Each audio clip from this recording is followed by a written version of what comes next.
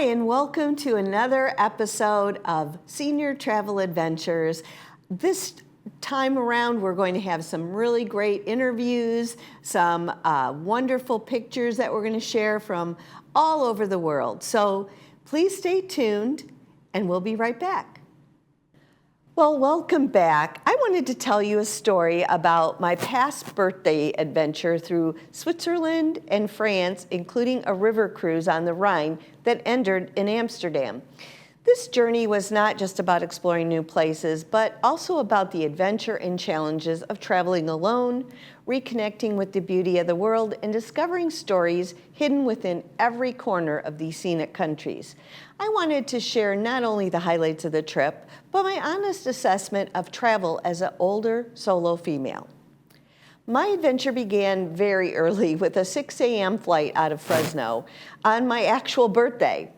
My itinerary was ambitious: Fresno to Salt Lake City, then on to New York, and finally Zurich, a city that had long been on my travel bucket list. Traveling solo is always a poignant experience. Although I enjoy company on my trips, life is simply too short to wait for others to take that trip. The excitement of the unknown is often mixed with moments of isolation, but as my plane touched down in Zurich, any lingering hesitation melted away.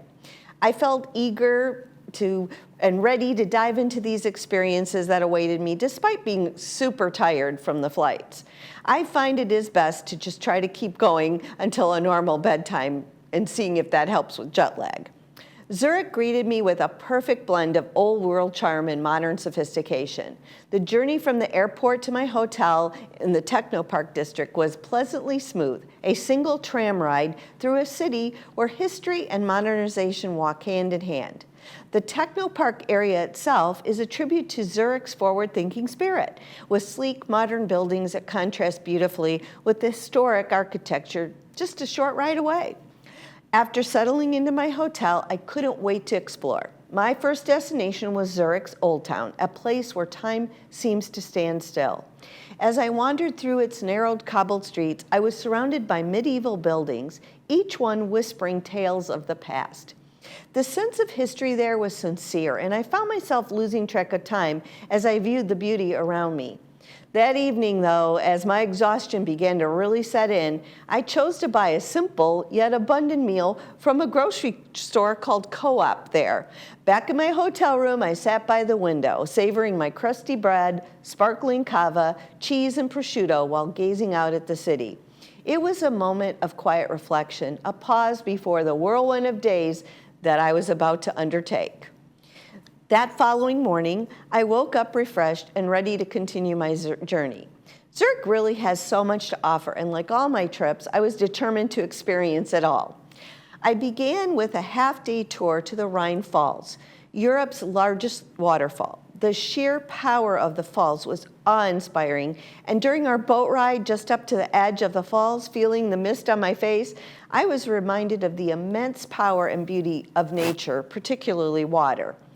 It is one of those moments where the world seems to pause, allowing you to truly connect with the wonder before you. After the boat ride, there was several levels of viewing deck, so I climbed like a mountain goat to take it all in. That evening, I attended a dinner meeting with the rest of the Gate 1 tour group that I would be joining for the remainder of my journey. The group was diverse, with travelers from all walks of life, and it didn't take long for friendships to begin forming. I've always been grateful for my social and extroverted nature, which makes connecting with others so natural and easy. As we shared stories and laughs, I knew these new friends would be an integral part of my adventure, and they were. The next day was dedicated to exploring Zurich again with our tour group. We divided into two smaller groups for a combined bus and walking tour of the city. Zurich's Old Town was even more captivating the second time around. The medieval buildings, the narrow streets, the historic landmarks, all of it came together to create this vivid tapestry of the past. Our guide was wonderfully informative, bringing the history of the city to life with fascinating stories and insights. We walked down the Bahnhofstrasse, one of the world's most exclusive shopping avenues. The luxury shops and elegant displays of Swiss watches and chocolates tempted me at every turn. And with these beautiful window displays, I still managed to resist, at least for that moment. After that tour concluded, I decided I would go visit Frauenmünster Cathedral, which is one of Zurich's oldest and most significant sacred buildings, founded as a convent in 1853. The cathedral's interior was stunning, particularly the famous windows. Marc Chagall's stained glass is nothing short of a masterwork. Each panel a burst of color and sentiment. As I gazed at the windows, I recalled Picasso's words about Chagall. He must have had an angel in his head. Indeed, the windows were proof that divine inspiration that seemed to guide Chagall's hand was present. Later in the afternoon, after a quick tram ride to see some of the local area, I made my way to Lake Zurich. My 24-hour public transportation ticket actually included a boat ride on the lake, and I wasn't about to miss that opportunity. The boat tour was the highlight of my time in Zurich. As we soared across the serene waters, the snow-capped Alps loomed in the distance. Their majestic peaks piercing the blue sky was breathtaking. It was peaceful, almost meditative experience. The beauty of the moment, the tranquility of the lake, and the grandeur of the Alps made me feel very small, but in the best possible way. It was a reminder of the vastness of the world and the endless wonder it holds. The next morning brought a new wave of excitement as I prepared for the next leg of my journey, the Rhine River Cruise. I had not been on this before. We boarded a bus bound for Lucerne, and it was straight out of a storybook. Lucerne's Chapel Bridge, with its century-old paintings and iconic water tower, was as graphic as I had imagined. We visited the Lion Monument, one of the most famous memorials in Switzerland, visited by about 1.4 million tourists each year. The skies then opened up, though, and the rain poured down, but it didn't dampen my spirits. I walked through the city, visiting the market booths along the river, soaked to the skin, but happy to be fully present in the experience. There's something magical about embracing the elements, about letting go, and simply enjoying the moment, no matter the weather. I often say there's no bad weather, just bad clothing choices. Our motor coach then took us to Basel, where our river cruise adventure would begin. Boarding the cruise ship was stepping into a new phase of this journey as I walked up the gangway. The ship was comfortable, the staff very attentive, and I stood on the top deck with a few new friends discussing our upcoming journey. Off we sailed into the evening, and after dinner, we made it to the first of 13 locks we would pass. In my room, I was able to open my sliding windows to see the wall just a few feet away. I stuck my head out a little bit, slightly hearing and seeing all the other passengers excitedly doing the same. The following morning, though, our first stop was Brissac, a charming town on the edge of the Black Forest. We embarked on a walking tour exploring the town's cute houses and winding streets. We made our way up to St. Stephen's Cathedral, where the views from the top were nothing short of stunning. The town itself was small, but its beauty and tranquility made it a perfect start to the cruise. Next, we sailed on to Strasbourg, France, where we spent the night. The following morning, our tour bus took us through Strasbourg's historic districts, including the UNESCO-listed Grand Ile with its impressive Gothic cathedral and half-timbered houses. Strasbourg is a city where history is alive in every street and building and part of the Alsace region. One unique feature that caught my eye was the abundance of stork nests in the trees along the streets, a sight I'll never forget, even if I didn't get the perfect picture.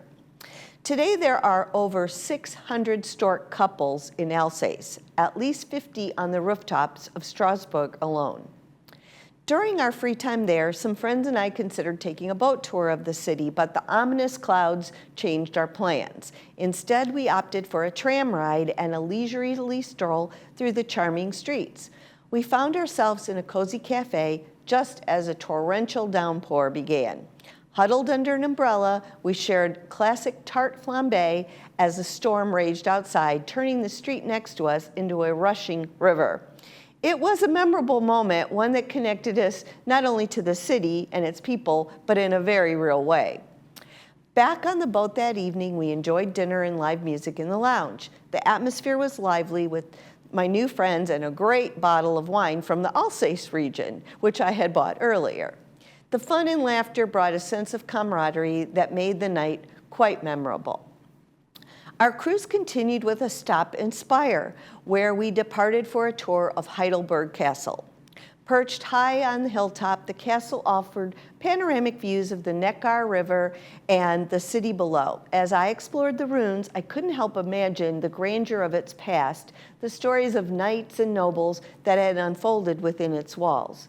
A unique feature there is this largest wine barrel in the area. I don't know about the world, but for sure the area. Later, back in Heidelberg, after walking around a bit, I visited the Karl Theodor Bridge, commonly known as the Old Bridge. This 18th century arched bridge spans the Neckar River and offers stunning views of the city and the surrounding hills. Heidelberg itself was equally captivating with its charming streets and vibrant university atmosphere. I could have spent hours wandering the city, soaking in its energy, and it got time again to board that bus and back to the ship. In that afternoon, we rejoined the ship in Mannheim. As we sailed peacefully along the Rhine, we were treated to a zither concert by the famous Tommy Temerson. The music was delightful, a perfect complement to the serene landscape we were passing through. It was another reminder of how travel connects us not only to the places, but to the cultural richness which they hold. I don't recall ever having heard the sound of a zither before, but it was really nice. Our next stop was Rudesheim, where we embarked on a short walking tour. A smaller group of us decided to hike up to the vineyards, and the climb was well worth it. The views of the Rhine River winding through the valley were breathtaking. Back in the town, though, we indulged in the famous Rudesheim coffee, a delicious concoction of coffee, brandy, and whipped cream. As we sipped our drinks, we were serenaded by a small band playing Sweet Caroline of all tunes. It was a fun and unexpected moment that added to the charm of the day. The following morning, we sailed through the Rhine Gorge, a UNESCO World Heritage Site, prominent for its dramatic scenery. The castles perched along the hillsides, each with its own story, were a sight to behold. One of the most famous landmarks we passed was Lorelei, a steep rock on the bank of the river that's steeped in legend. According to the German folklore, Lorelei was a beautiful maiden who, in despair over a faithless lover, threw herself into the Rhine River and was transformed into a siren who lured fishermen into their doom. One of our cruise directors even dressed up as Lorelei and passed out shots of some liqueur. This stretch of the Rhine River was undoubtedly the most picturesque, with every bend revealing another castle perched on the hilltop or nestled in the vineyards. I found myself constantly reaching for my camera, capturing the breathtaking scenery, and these moments later became the highlight video on my channel, showcasing the majestic castles that line this historic waterway. That afternoon, we docked in Koblenz, a city steeped in history where the Rhine and Moselle rivers converge at the famous Deutsche Eck. Our walking tour took us through the charming streets, and I was particularly attracted by the gondola crossing the river, offering a unique vantage point of the Ehrenbreitstein fortress towering above. After exploring the city and indulging in a bit of shopping, I returned to the ship just in time for cocktails on the deck. A brief rainstorm passed over, cooling the evening air and leaving the city refreshed as we sailed away, bound for our next destination, Cologne. Cologne, Germany greeted us the next morning with its vibrant energy. We embarked on a walking tour that led us to the iconic Cologne Cathedral, a Gothic masterpiece that commands the city's skylines. Standing before its towering spires, I was in awe of its grandeur and the centuries of history embedded in its walls. Later, I took a tram ride around the city, though I found the bustling atmosphere less captivating than the quiet charm of the smaller towns that we had visited thus far.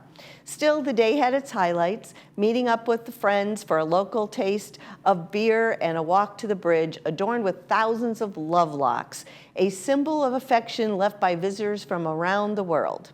A lively street fair along the river tempted us to linger, but our departure time was approaching, so we hurried back to the ship, ready for that final leg of our journey. That night, we ran up to the deck to view the famous World War II bridge at Remagen at about 10:30, and it was just getting fully dark, which was super cool. The next morning, we were in Amsterdam, and I awoke to a magical scene. The city slowly revealed itself from my French balcony room, and the early morning light casting a soft glow over the canals and historic buildings. Although another ship briefly docked right outside my window, it soon moved on, leaving me with a clear, unobstructed view, a perfect start to the day. Amsterdam felt familiar, like an old friend, as I was visiting again, having explored its charming streets just a few months earlier. The walking tour and canal boat ride brought back fond memories and reinforced my affection for this very lively and beautiful city. Our journey concluded with a farewell gala dinner and a night filled with celebration and camaraderie. The wine flowed freely, laughter echoed across the dining room, and the trivia games in the lounge brought out the competitive spirit in everyone. I was thrilled to win 3 times during the week. As the evening ended, I found myself on the deck, watching the twinkling lights of Amsterdam in the distance. It was a moment of reflection, a chance to look back on the incredible adventure I had just experienced. The Rhine River, with its castles, vineyards, and historic towns, had exceeded all my expectations. The culinary delights on the ship, each meal a masterpiece, and the warm, welcoming staff who treated us like family made the journey even more special. This trip was not just a voyage through some of Europe's most beautiful landscapes, it was a personal journey of discovery, friendship, and unforgettable memories. Traveling solo had its many challenges, but it brought a profound sense of freedom and accomplishment.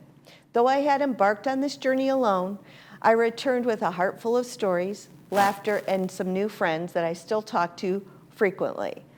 This is one of the great features of a river cruise: smaller and more intimate and easier to interact and get to know people, not only on the ship, but on the many tours.